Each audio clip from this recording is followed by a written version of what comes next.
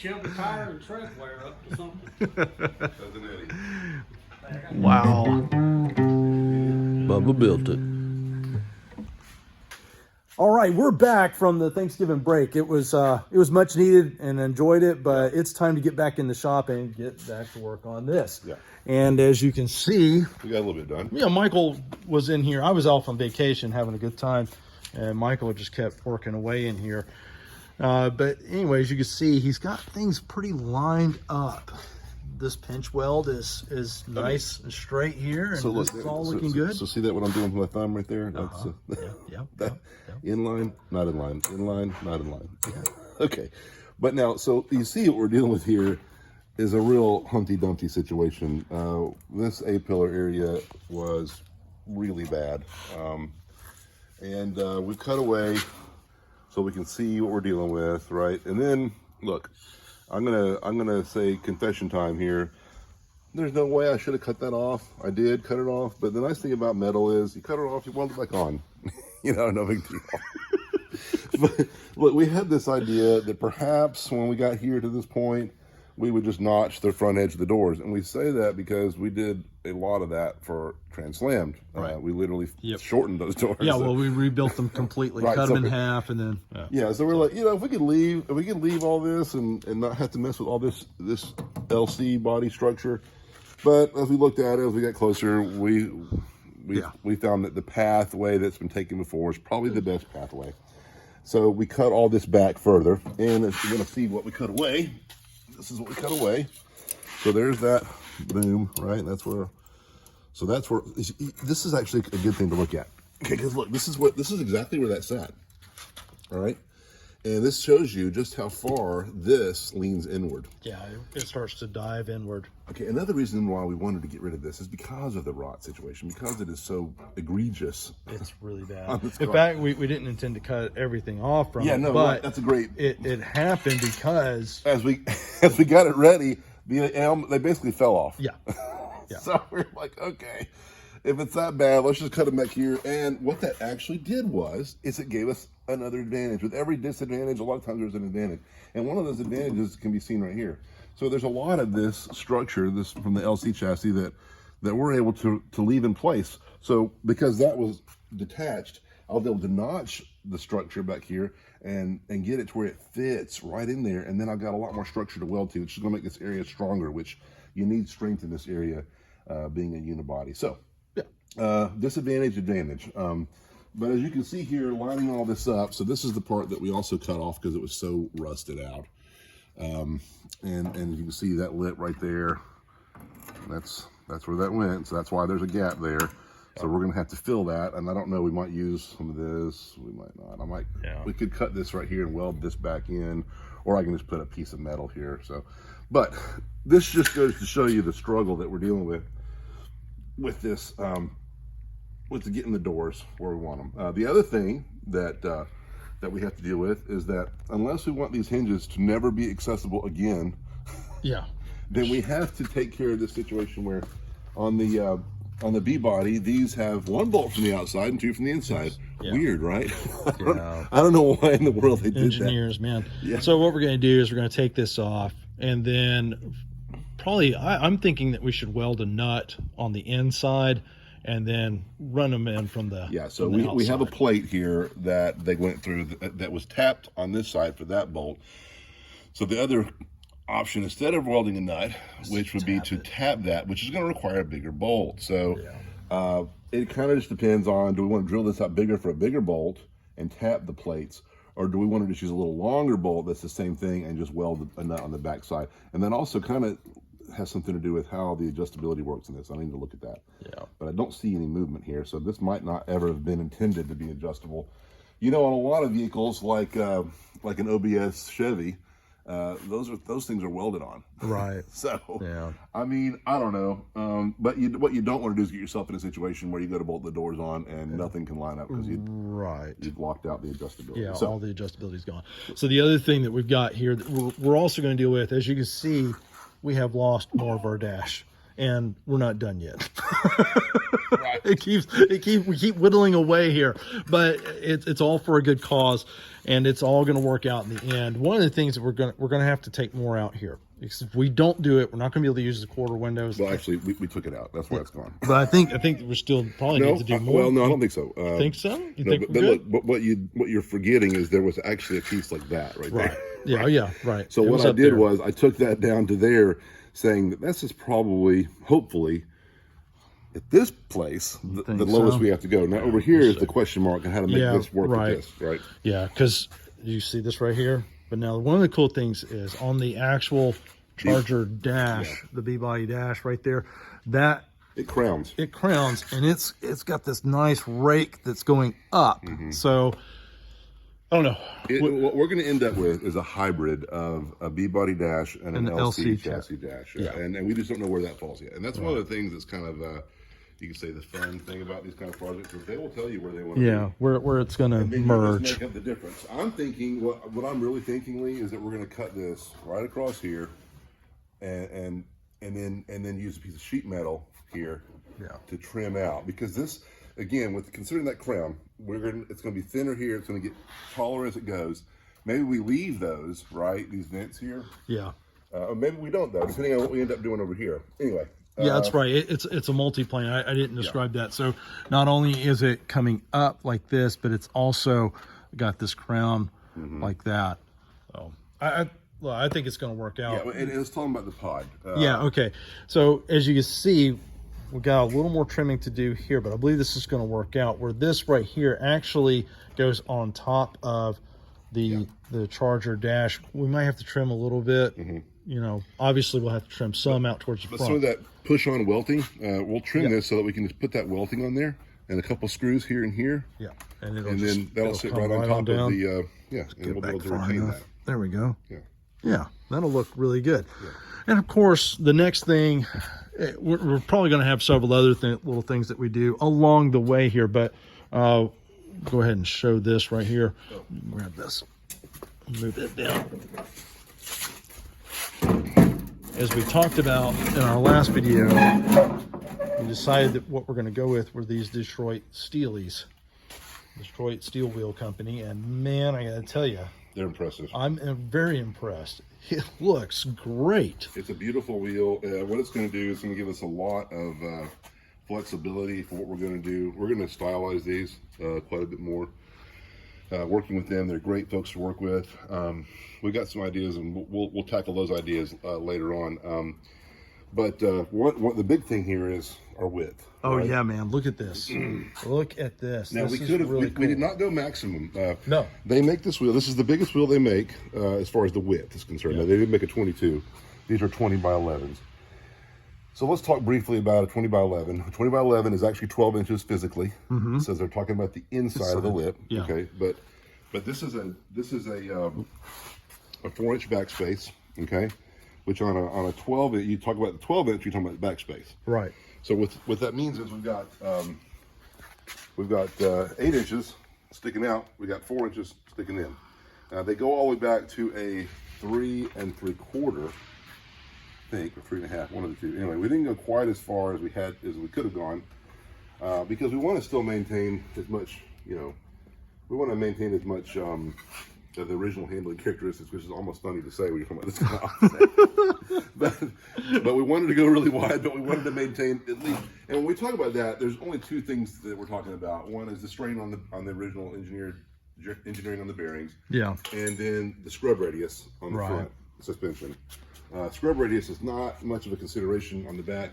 Matter of fact, from the standpoint of, it's not even a consideration at all because they don't turn. Right, exactly. Yeah, right. But what it really means, it's talking about the leverage that this assembly has on this assembly. Right. And the more offset or the more over square your scrub radius is, the more imperfections here and the more road imperfections affect this. Right. But you got to pay a price for the cool. For the cool. Yeah. The price of cool. The other thing though about the and I'm going to start talking about some stupid mathematics here, but this bearing set is already designed for an over square loading situation. It's designed to be loaded to the inside, but because of that, they have to make the dynamic forces or the engineering of the bearing. They got to make it where it can stand an over square loading situation, whether it's to the outside or to the inside. So in my theory that, you know, we're not even as far radical as they were to the inside, we're going to the outside, but from a standpoint of straight ahead rolling, we really shouldn't be straining the original engineering of the bearings that much. No. The only time they're going to really experience more strain is in the cornering, and really, I think because they had to already engineer it for extreme inner forces, then they, anyway. Yeah. Making myself feel better. Yeah, it's all good. But It's look, all the good. fact is we've done this already. Yeah. Matter of fact, the situation with the horse force was already, it's more extreme than this. So, Right. point of offset. Anyway. Yeah, and that's all just fine. Yeah. So here's Sonny. Of course, he's laying on one of the boxes. You can almost see it, but not. Sonny, this is a new favorite spot. Yeah. Oh, buddy. All right. Well, so I guess this week we're just going to go ahead and get on this. Oh, well, also, we've got a little more work to do. Obviously, on the cowl here, we're going to have to... it's not sitting, the front edge is not sitting down as far as it needs to. So the point here is to trim off this edge here enough so that it sets down like it's supposed to. We can put a couple slices and lean it in and box all that in to be nice and strong. So the next thing you're going to see us do is I'm going to tack this piece on that I hand-fistedly cut off with the plasma cutter. We'll tack that back in place, take this back off, and then we'll take this off. And matter of fact, let's take this off right now. And you can see what our other struggle is going to be. And the next thing we really want to do is to start to box this in. And I think what I'm going to do is I'm going to take one piece here and do that on both sides. And then we'll do a separate piece for that middle section, but that's how that's gonna be the next. As you can see, I basically already prepped this the other day. I sliced that, hammered those down, and got a lot of that ready for welding. Yeah. So. Cool. Very cool.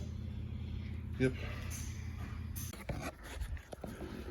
Time to close in the cowl. In order to do that, made some little templates here, and then transferred that shape, of course, to this. Right here, and fortunately the other side matched pretty well. I would say that it was very, very close enough that we didn't have to redo the template. We just transferred two of them and cut them out, and Michael's going to tack them in after you clean it up a little bit, right? Disco.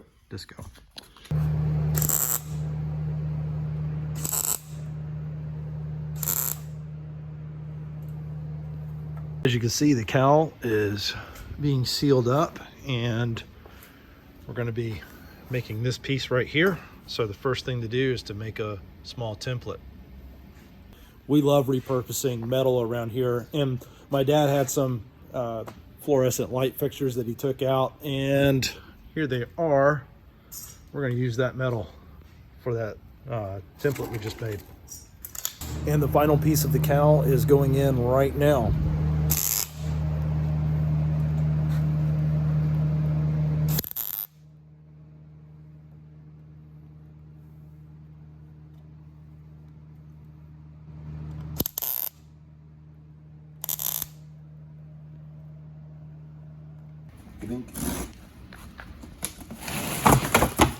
It's tire mounting day. It's a fun day. It's a great day. Yeah. Look at that. Look Beautiful. At that. It is Beautiful beautiful. bean footage. Love it. Love it, love The it. only thing you need to be aware of when you do these steel wheels is they are not light. No. We weighed these and they are 53 pounds. You're not going to want to use it on, autocross or. No. It's Right, awesome you want- for a cruiser. Yeah, you want to look cool. This is the way to do it, man. All right. So what we're going to do, we're going to go ahead and paint the inside here and the tire area so we can go ahead and mount our Continentals, which are over there waiting for us. So we'll just go ahead and do that. Paint, I guess. These are cold. Yep. I guess I need to wipe them down with. Yeah, some mineral spirits or some sort of solvent.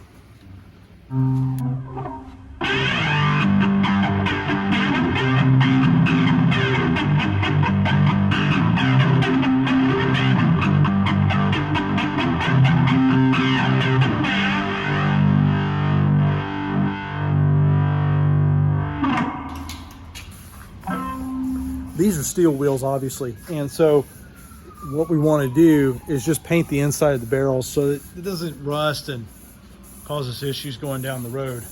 Literally. Yeah, I see you did there. Yeah, you like that, huh? I love it. Anyway, leftover paint from the Bronco project. Michael's just throwing it on here to... No, we're gonna paint these yellow. No, we're not. I don't know. All I know is that they're yellow right now. They are yellow right now. That's all I know. That's all you know. I like it. So, with it being a cold day here in Alabama, it's we're November 28th, something like that, 29th. Yeah. 29th. Anyway, it's cold. 30. And we've got our rims over here kind of heating up. Yeah, doggy.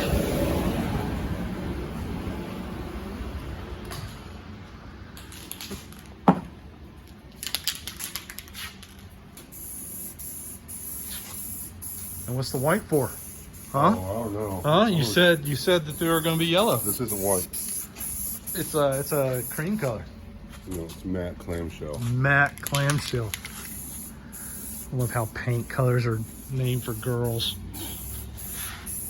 Your mom named the paint colors. Ooh, I like that. That's good. That's good. Almost really like that. You almost really like it. Yeah. Look at them taking you to. Oh, look at that crap. Yeah, I see that. Oh.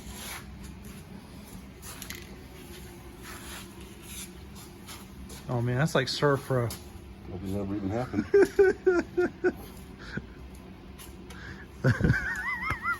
What? Why is that hilarious? I'm not sure why it's so hilarious. Oh my goodness, look at it. You know why? It's because it's cold. Yeah, it's stupid cold. But it didn't do that on that. It's a different paint. I know. It's crazy. I didn't even put that much on there. You saw. You were standing there. The acetone flashed off, right? Yeah. Okay. I don't know. I don't either. All right, back to time lapse.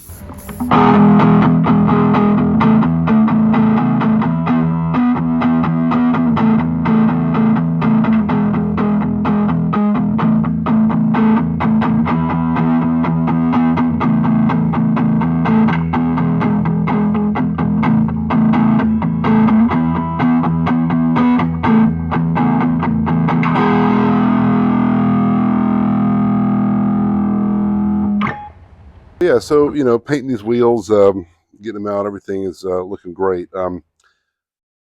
We know Adam from Detroit Steel. We've met him several times on the Power Tour, and he loves to tell the story of the quality and the American-made difference that their wheels have. But there's signs of that beyond just what he says. I bought steel wheels before. Matter of fact, we have some oversized steel wheels on this wagon right here. And I'm not going around bashing other companies. There's nothing wrong with those wheels. They're decent wheels, but there's a step above with these Detroit wheels. One of the things we noticed is they machine the edge of the wheel to true it up.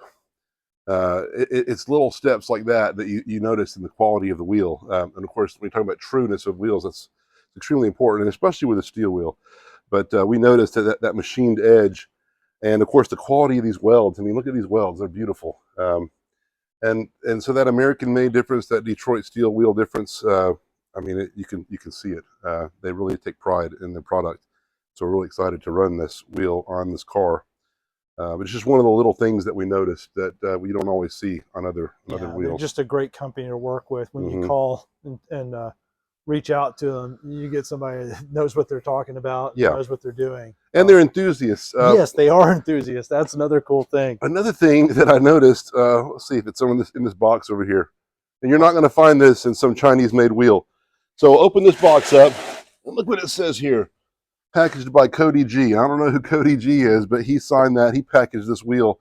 And it's things like that. You know that someone's taking pride in the product. It's not just coming over in a big container load of generic product. Yeah. So anyway, one of the cool things that we wanted to point out about these wheels. Yeah. For tires, we're going with a 305/35/20, and our choice is a Continental Extreme Contact. Our experience with this tire has been really good. We've really loved having these tires on other projects. One of the projects that we've used these tires on is our Lemons car that we sold to Kevin Brown with Junkyard Digs. And it's just a great tire. I mean, we can spend an entire track day. In fact, we did 2 complete races that included testing day, and so really 6 days of racing, and intense racing at that, on one set of tires. That's just kind of unheard of. In our experience with previous races, we'd burn up a set of tires in 2 days for sure. So anyway, these tires, the Continental Extreme Contact, they've been really good for us, and so that's what we're going to go with on this build. They're not directional, but there is an inside and an outside, and of course this is the outside. And our friends from Shelby Tire are mounting those as we speak.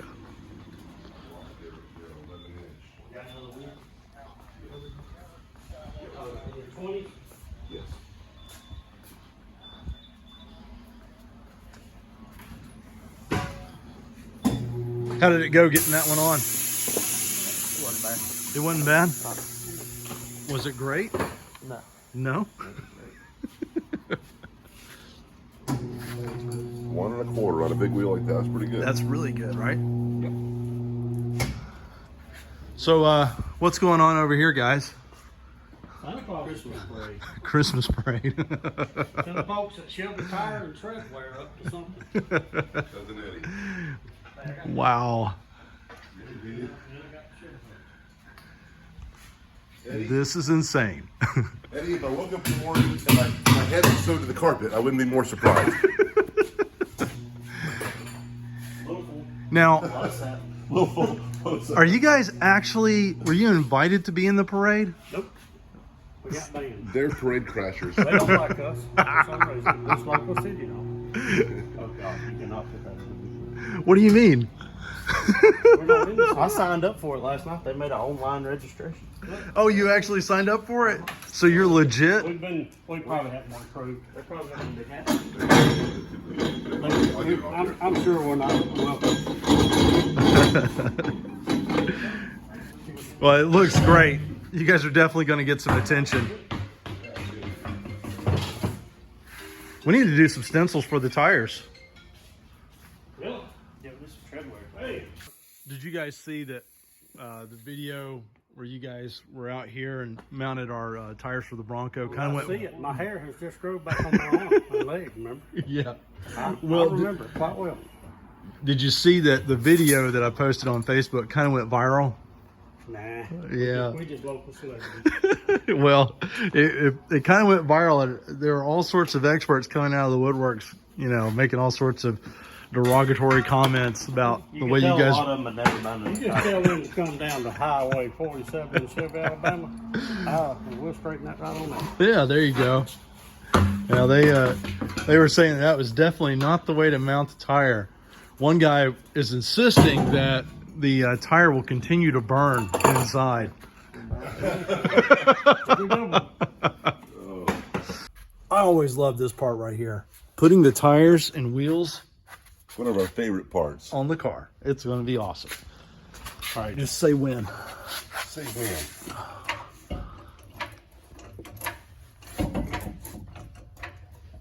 Okay, that's good. Yeah.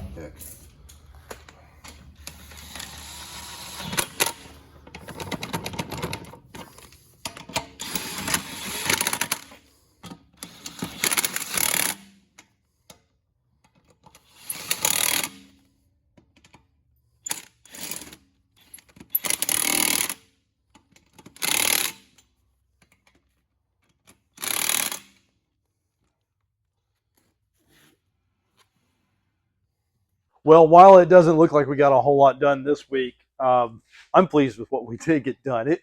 This stuff right here takes actually a lot of time. And again, what we're doing is we're spending half the day here and then half the day back at the office. Mm-hmm. So it's... But not only does it take a lot of time to do, it takes a lot of time to plan it. Oh, yeah. Right. Because we are in uncharted waters here. We're having to... These are pieces. Solutions. These are solutions. These are pieces that are going to get covered up. We have to, it's a step by step by step, and you have to think think it through, or you'll skip a step and you'll go back and have to undo work, and we don't want to do that. So No, a lot of times scratching our heads, looking at things. But yeah, I mean, I'm very pleased with what we got done I as am well. too. I am too. It looks good, and we're gonna run seam sealer across all the welds here, and then throw just a little bit of paint, keep it from rusting up, and all that good stuff. But this So is a big step. it is. It really is. This is one of those big things that on previous builds we haven't spent as much time before, and then we ended up regretting. So Mhm. I highly recommend you're doing something like this. Go ahead and spend the time to get all of that sealed up because it's worth it.